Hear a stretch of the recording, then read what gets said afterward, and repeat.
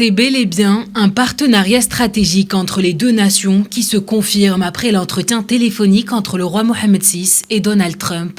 Les relations entre les deux pays se sont renforcées ces dernières années à travers les contacts, l'échange de délégations et un certain nombre de visites non officielles. L'échange s'est également tourné vers la situation actuelle au Moyen-Orient.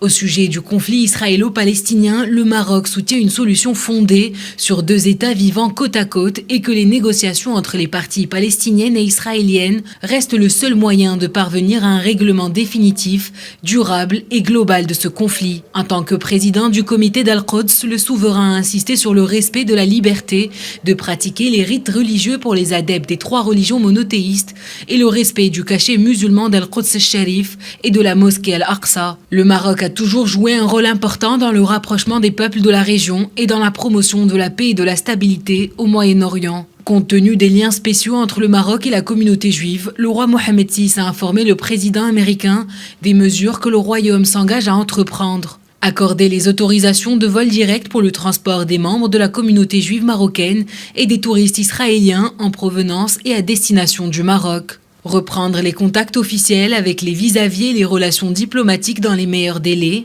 Promouvoir des relations innovantes dans les domaines économiques et technologiques, dont, à cet effet, œuvrer à la réouverture des bureaux de liaison dans les deux pays, comme cela fut le cas antérieurement et pendant plusieurs années jusqu'en 2022. Afin de concrétiser le renforcement des relations entre le Maroc et les États-Unis, le gouvernement américain a décidé d'ouvrir un consulat à Dakhla. Ce consulat sera à vocation économique et aura pour but d'encourager les investissements américains et de contribuer au développement économique et social de la région.